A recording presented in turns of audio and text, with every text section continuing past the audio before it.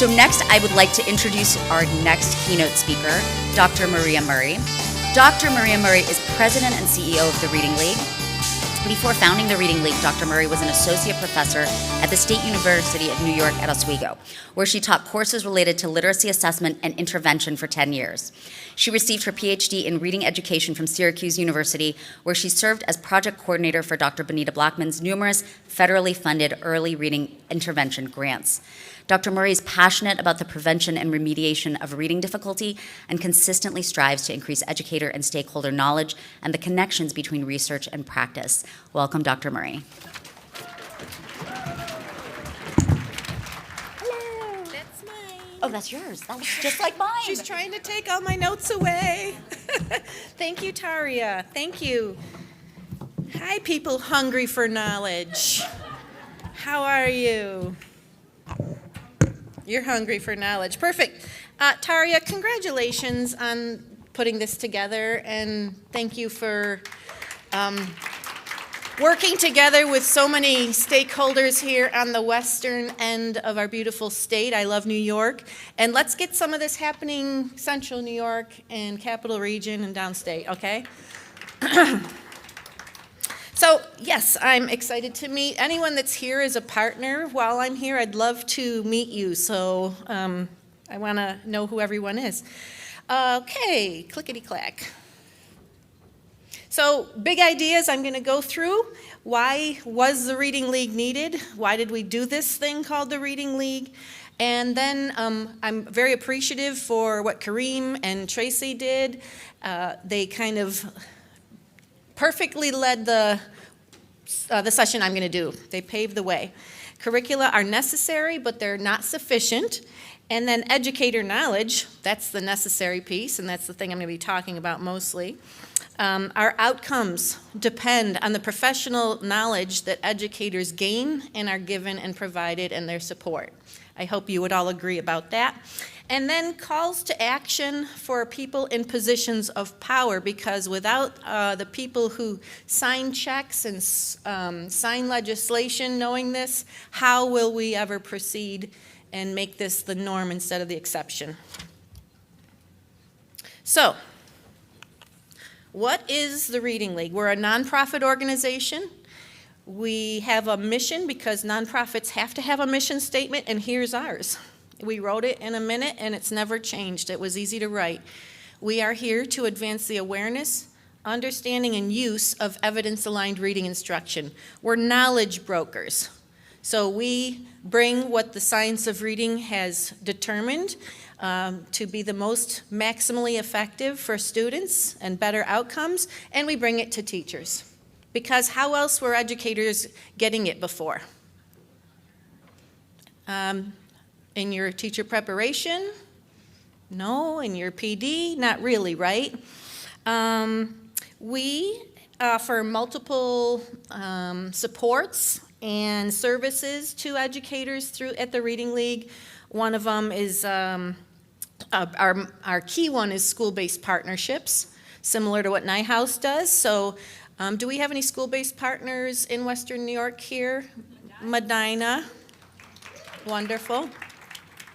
In front of me is our school-based partnership team, CAO, Dr. Heidi Beverin-Curry, and our PD directors, Jessica Pasick and Katie Sojewicz. So if you're wanting to talk to them about what we do in more detail, please do find them. They're very friendly.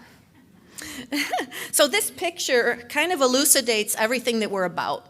When we first started, we were all working full-time in the universities or as researchers or as most of us educators, teachers, school psychologists, you name it.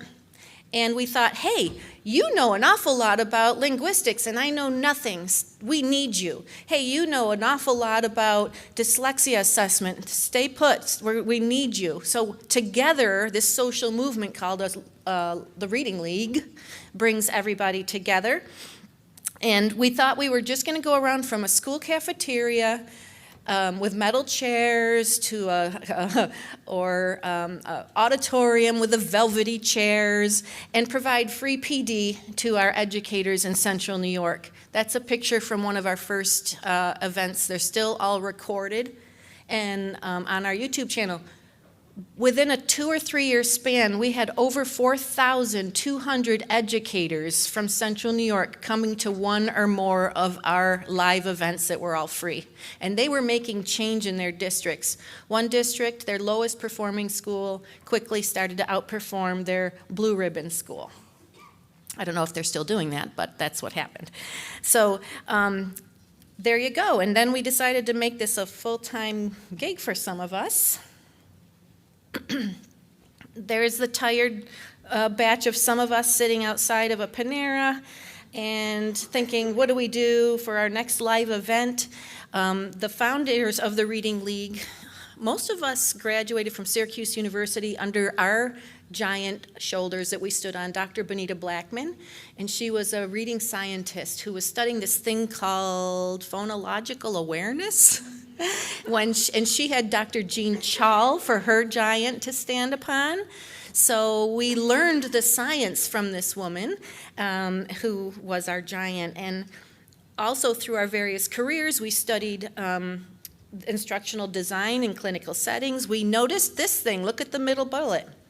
We noticed that there tends to be a pretty big divide between what's happening in teacher preparation and what the scientists were discovering. And then we were all working in isolation, and that's a lonely place to be. So similar to the previous two keynotes you heard, there's power. This Western New York initiative has brought you together, right? And so that's what the Reading League ended up doing. And the bottom picture is yet another live event we did. So, okay, there is an evidence base. If our mission is to tell everyone that we want to advance the understanding, or the awareness, well, here it is. We've had over 50 years of scientific research, thousands upon thousands of studies. And over time, those studies from multiple silos, communication sciences, cognitive psychology, neuroscience, all these bodies of researchers studying this thing called reading, because it's such a big social justice issue, it's a public health issue, they start to notice that their findings converge, and that's how science works, right? And when I say converge, move towards one single point, come to a common conclusion. The science of reading does provide a lot of definitive understandings about reading, particularly when it comes to word recognition, lifting the word off the page effortlessly and automatically. I think that's all I want to say about that. We have a mission video, like what our mission is, and our first board president, Dr. Joreen Cook, says in that video, and I'm going to quote her. She said, "A lot of it is not knowing what to do. So if I don't know what to do and how to fix a problem, when I have a child in front of me, I'm going to do more of the same. That assumption piece that I'll just pick it up if I try hard enough is part of the problem.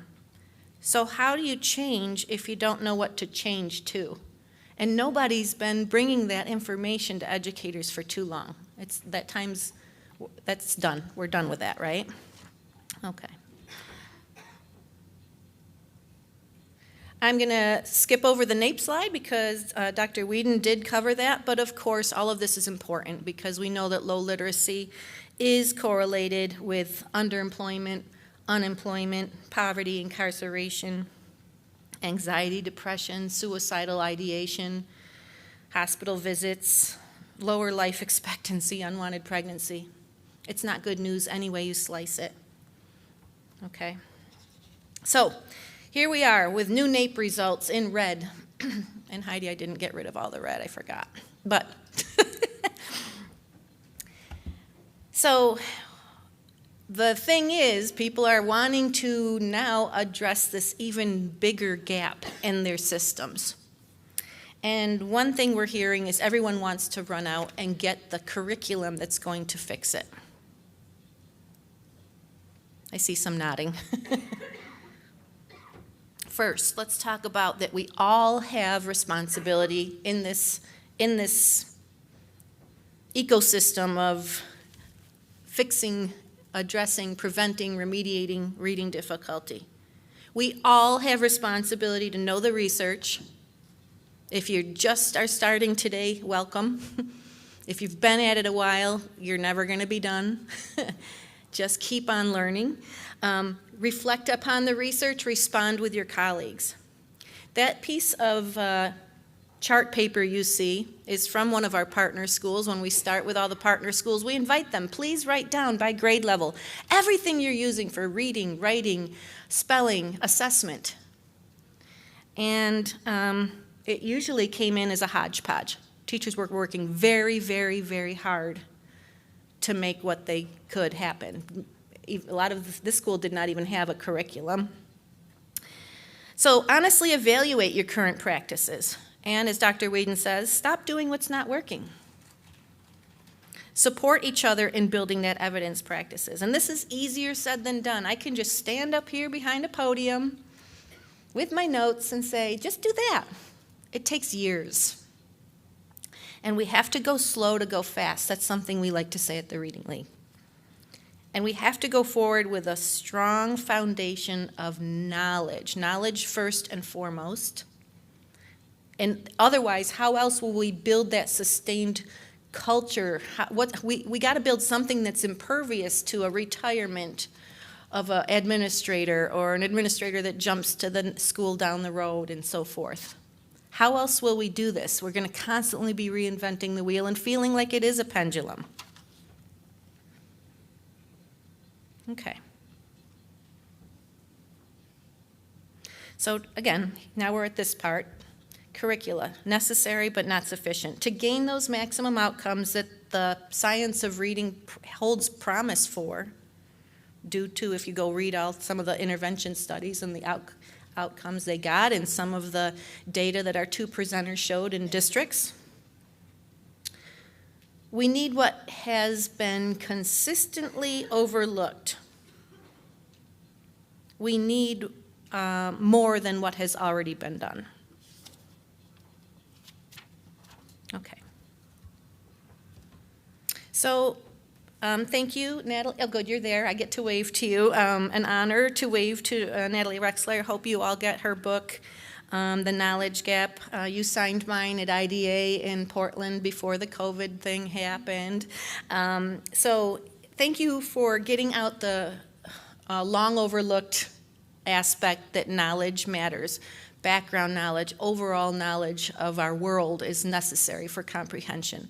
And E.D. Hirsch, I don't know if anyone's familiar with E.D. Hirsch. Anyone? His work was long in higher ed. Oh, do not bring his name up. Hide those books. But that's a picture on the bottom right is from the Reading League's resource area. We have about 20 E.D. Hirsch books. He also gets out the knowledge deficit and so forth. So there's also a wonderful Knowledge Matters campaign. I encourage you to check that out. And they are right in saying that the science of reading has often been interpreted far too narrowly as exclusively focused on foundational skills. Reading success requires much more than just foundational skills. They're right. I believe that perspective is seen often in the general public, that they think that the science of reading is just phonics, or they're going to buy that phonics patch that Kareem talked about, that stare. But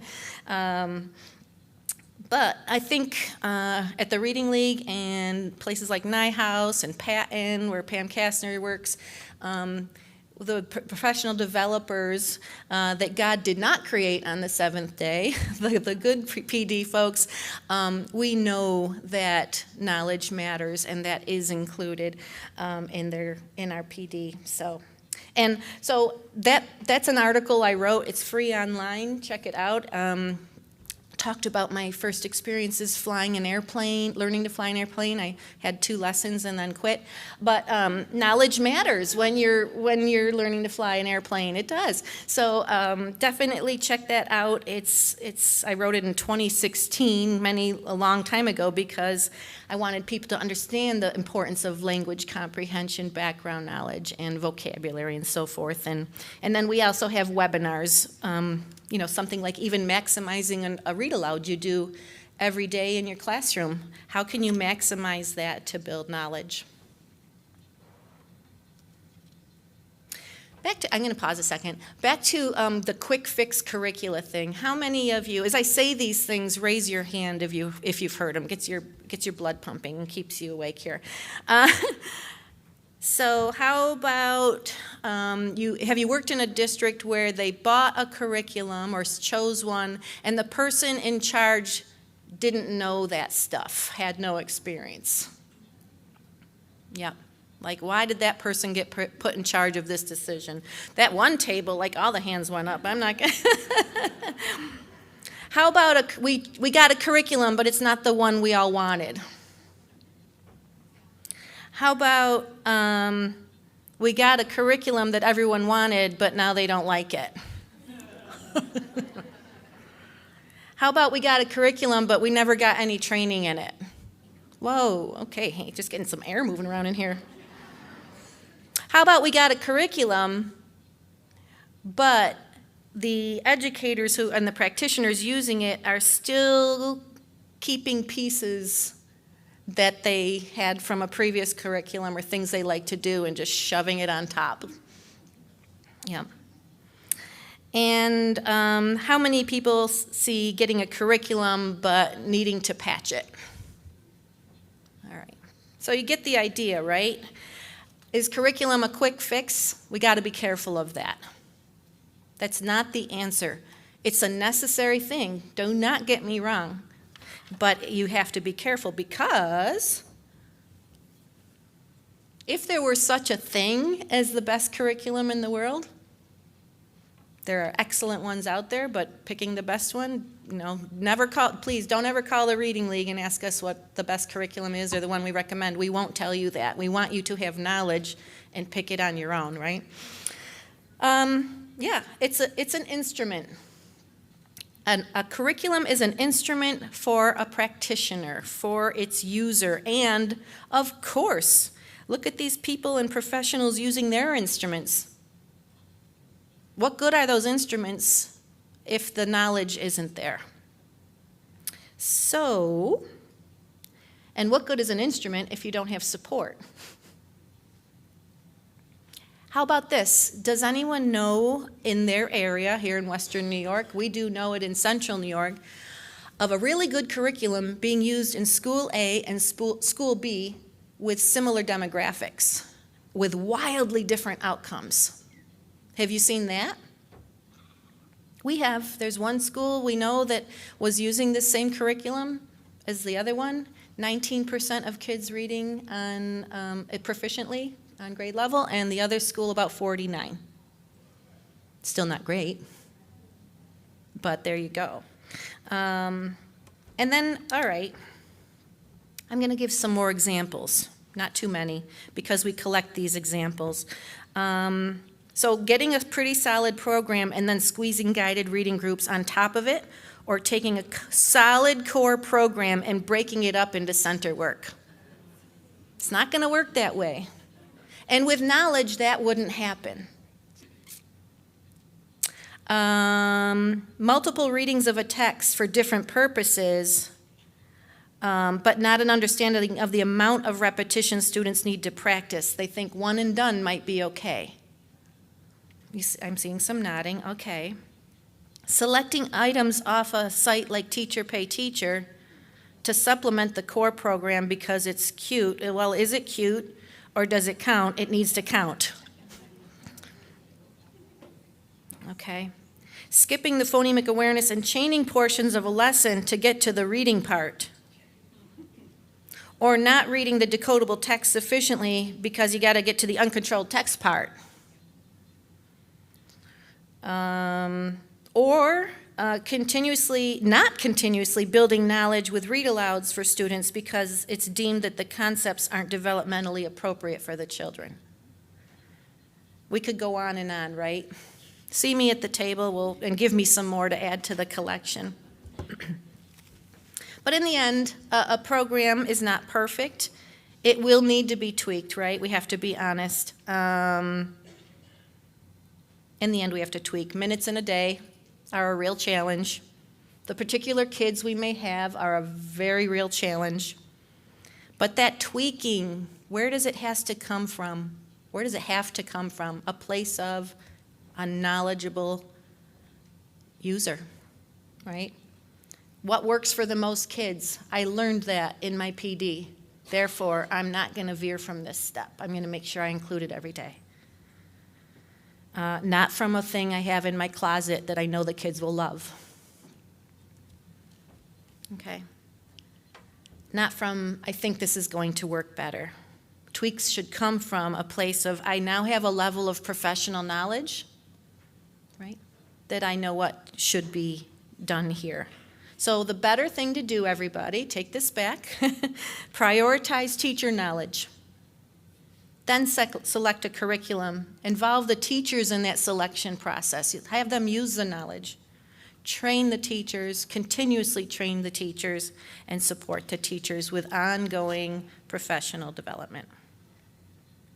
All right, we're already up to our third segment. We're doing great. Yep. Taria would not get an elephant for us. Pretty upset about it. Next year. Okay. So we cannot, an elephant in the room is a saying for there's some uncomfortable thing to talk about, but we have to talk about it. We cannot assume that educators or decision makers or any other kind of stakeholders, which I'm going to get to later, regardless of how many certifications or years of experience, possess the knowledge to enact evidence-aligned literacy instruction. I know many of you would stand up and be frank and open and admit, I had this many degrees, New York State Ed, taught for X number of years, and blank, right? It is not their fault. We are not bashing educators or stakeholders by any means. We've all been there, And in fact, out of the thousands of Reading League members, I think our data shows 67% of them are teachers. So they want the knowledge. So yeah, this goes for everyone in the school system, everyone even in the community. All right, don't we all have unfinished learning? I know I do. I'll never be done, and that's what I love. We all became teachers because we love education, right? This comes from a video that's about 15 minutes long. I don't have time to show it all, and I don't want to bore you, but I'm going to pull a couple snippets up here. We gathered some educators of all kinds, principals, reading specialists, literacy leaders, teachers, a parent, I'm trying to go around the table and think who was there, higher ed, teacher prep professor, and we just had some cups of coffee and we spoke for a morning and it got put on film. So let's see, I think it's... As a reading specialist, I advocated for the whole language approach. I worked with my students on the whole language approach, and I helped them to jump over the hurdles, no matter how hard I had to push them to get over those hurdles, when in reality, I could have moved those hurdles right out of the way for them by doing an explicit, systematic, sequential approach. And until I had my own daughter sit in front of me and read a level text, and I knew she was being taught by the same approach. And the story was about gymnastics, and she had a lot of background knowledge on gymnastics, and she loves gymnastics, and we read all the time. And she knew the word gymnastics and balance beam and flexible, and then she got to the girl's name, and the girl's name was Kate, and she didn't know what to do. And she looked at the picture, and she looked at the words, and she reread, and here I am being the cheerleader for her to do all that. And I thought, holy cow, she cannot decode this simple word. We have a problem. And it led me to not only for the students I was working with, but with, how can I support her to do more research and to work with my colleagues and to talk about, we didn't know this. And then I got very mad, like I was angry. I did not know this.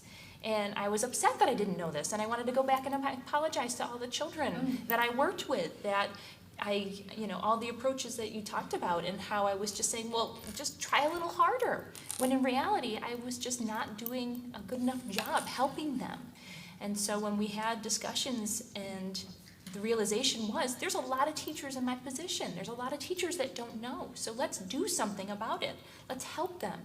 And so when we thought about moving forward with the Reading League, it was to make that connection and to help them understand. And there's this whole research base. Why didn't I know about that? Why didn't I know that there's, years and years and years, 30 plus more years of study about how the brain works, or the simple view of reading, or things like that. And how many other of my colleagues do not know this? So we needed to do something about it. And I feel like that's kind of where we are now. I was a public school teacher for 9 years. Most of that was done in a 4th grade classroom. It was an inclusive setting, so I worked with a special education teacher. I was also a certified special education teacher. And between the 2 of us and the 4 New York State teaching certificates between us, we did not know how to take our 4th graders who came to us as non-readers or very poor readers and make them into better readers or readers at all.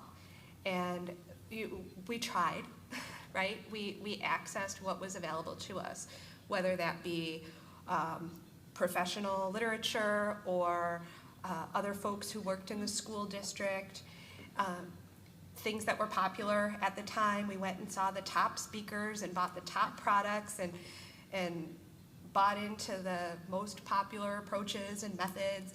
And I spent tons of my own money on leveled books so that I could do leveled reading groups, and kids still weren't learning how to read. And I felt like we kept scraping and scraping for the answers, and we would get things back like, well, if they haven't learned to decode by 4th grade, they're probably not going to. So we need to teach them compensatory strategies. And I just didn't accept that. I was like, geez, they're 9. They're 9 and we're giving up on them as literate people. And I hadn't read the research yet, but it's kind of an intuitive thing to know that your quality of life is going to be better as a literate person than a semi-literate person or a non-literate person. So I just kind of kept fighting to find those answers, and I would find little scraps and bits here and there, but I just it was always out of reach. Does everyone here know of someone or yourself that has a similar story to tell? And that's okay that we all say, because we do have that story to tell. It's not our fault. And no one should feel guilty about it. Guilt comes from having done something intentionally wrong. Everyone was trying. We're working very hard. We should see the payoffs for our hard work. You can see the other people on that roundtable discussion and their contributions on the YouTube channel.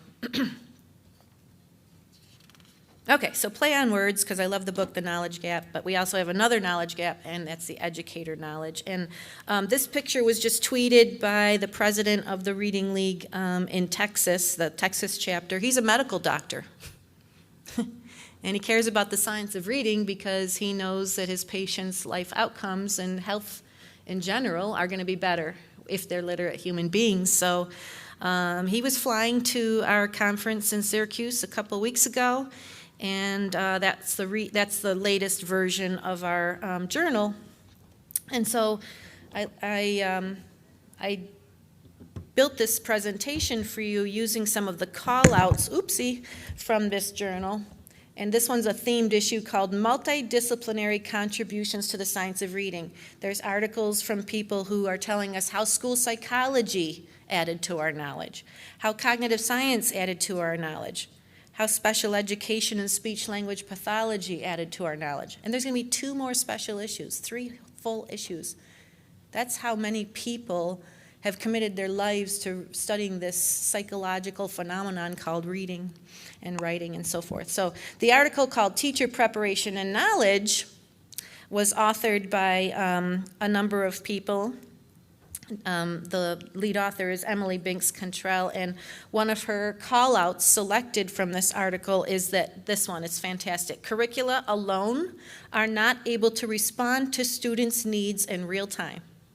Curricula alone are not able to make in-the-moment instructional decisions based on the continual, informal assessment that happens through observation and interaction during instruction.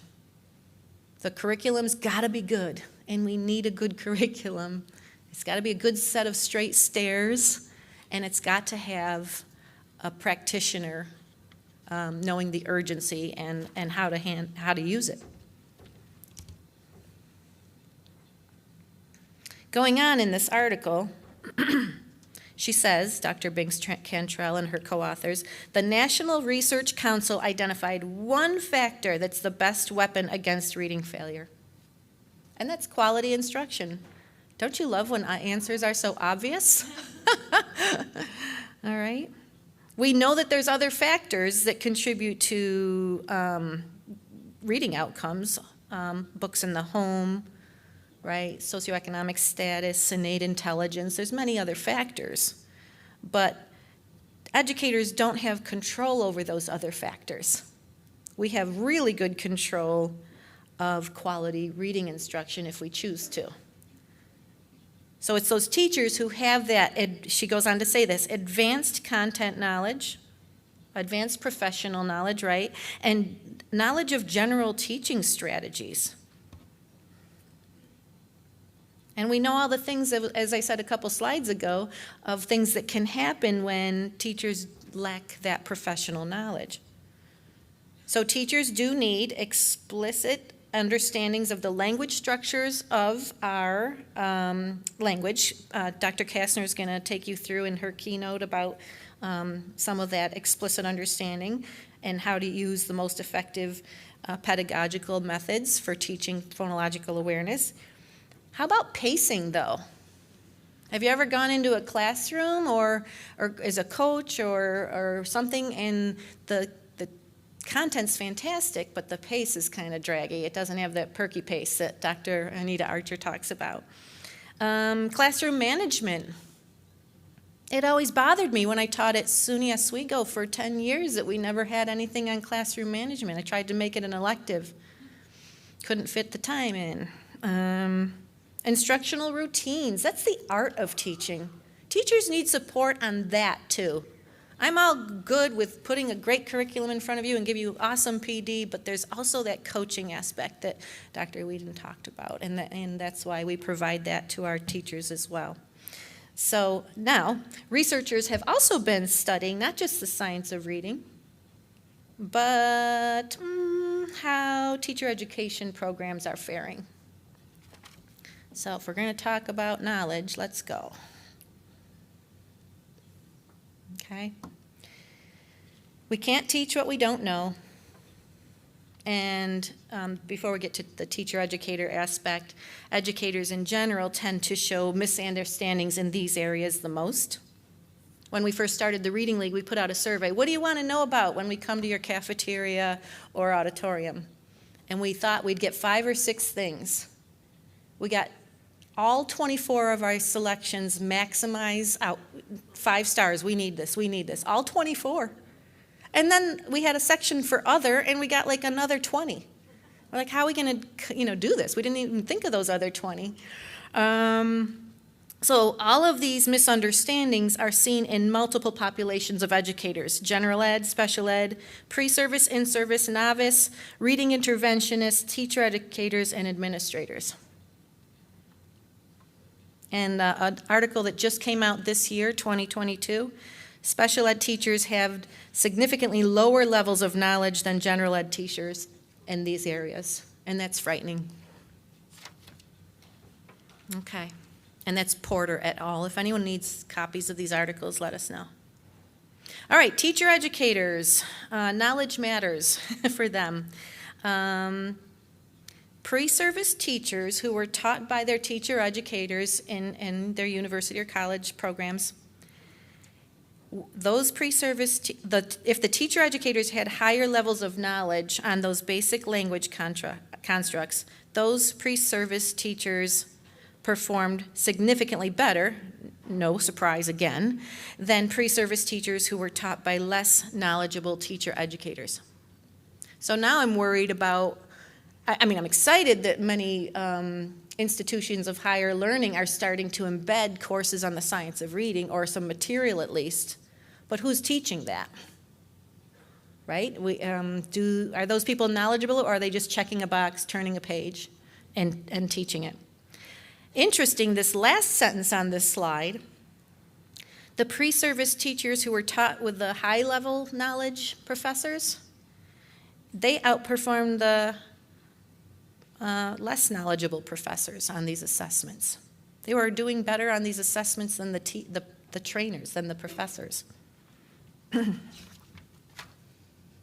that's been found in multiple studies. Oh, did I not let you see that slide? Sorry. I'm amazed how well I am doing clicking the slides, to be honest. So that was way overdue. It's here.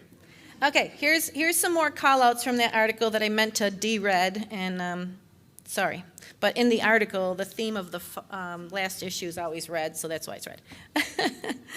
Okay, here are some call-outs showing the effect of decision makers' power on implementation. Teachers with higher knowledge are more likely to engage in evidence-based literacy instruction.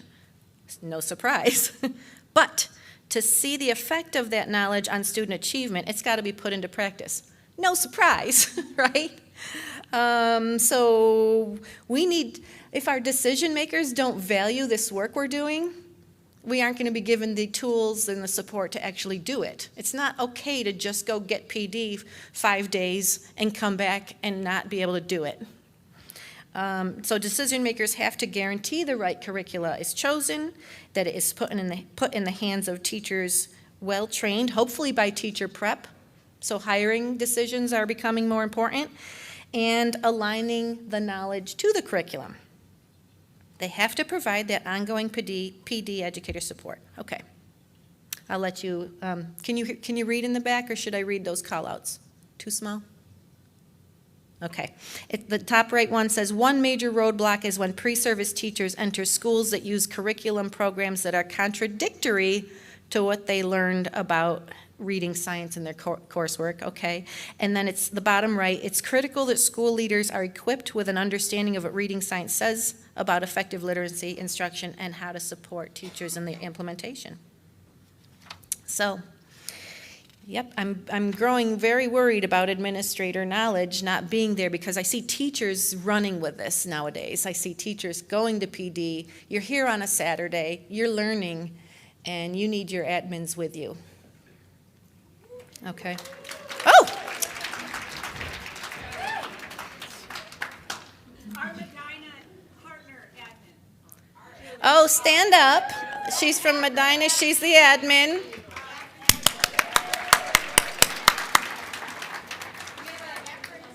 Oh, wait, stand up, stand up. You have to be thanked. Oh, stand up, please. Stand up on the corner. Woo, stand up. Another one, where? Stand up. Yay. Did we miss anyone? Because, okay, you got to stand up, or I'll just wait. I'm just going to wait. Yay. And you can't just pop into the PD. Don't pop in and leave. Sit there. Learn it. Sorry. Bossy Maria. Okay. I pout when I don't get an elephant. Can't help it. I pout. So, calls to action for those in power, and then I'm going to wrap up. So where can you start? Thank you, Dr. Whedon and Dr. Kastner, for being partners in creating this defining guide. We thought we were going to get together for a couple Zoom meetings of about 15, 20 of us, and we worked for 14 months of weekly meetings. I think we were enjoying each other, but this is the creation. We decided to make a tiny, tangible book. It's available for free download. You don't need to buy the book, but if you like the thought of handing these out at PTA, school board, if you want administrators and power people to hear what you're trying to do, they're available. There is a delicious preamble that Dr. Whedon had in her slides, so I won't read it, but if you want to hear her read it, it's on the Reading League's website, and there's a YouTube video of her reading this beautiful preamble, and I love that it says, "We are resolved to prevent the collateral damage that is incurred by our students, especially the most vulnerable, when adults have limited access to the convergent scientific evidence." Ouch, and beautiful at the same time. So I'm not going to go through the rationale of why we did this, but we do know that the science of reading is becoming a thing. I'm happy about that. I never dreamed in all my 28 years doing this work that this would be happening. Never dreamed it. I can't believe it is happening. But the problem with that, in education, when something is a big thing like RTI, what happens to it? It becomes a catchphrase. It becomes a sticker slammed on the side of a box. And I'm happy that it's emerging from university labs where it was being quietly going on without us knowing about it. I'm glad that the flurry of podcasts and blog posts and webinars and social media platforms are bringing it to the forefront of our understanding. But I'm really worried that we're getting a lack of consistent messaging and that we could, as a result, see it backslide. So I've seen things on social media like, "We tried the science of reading, but it didn't work. So we're going back to blah, blah, blah." Like, then you didn't try it because it works. Or we're in a meeting right now and we need to choose a curriculum. What's a good one? Posting that on a social media Facebook group. That's alarming. And so we need clarification on what the science of reading is. There's the definition she already held up or Dr. Whedon did, so I'm going to skip that, but let's go to what it is not, and I'll kind of get ending in this area. Okay? I think educators of all kinds and stakeholders of all kinds deserve to learn about the science of reading without being influenced by unsound fallacies surrounding it. To that end, we have a page here, and the coalition decided to include what it's not.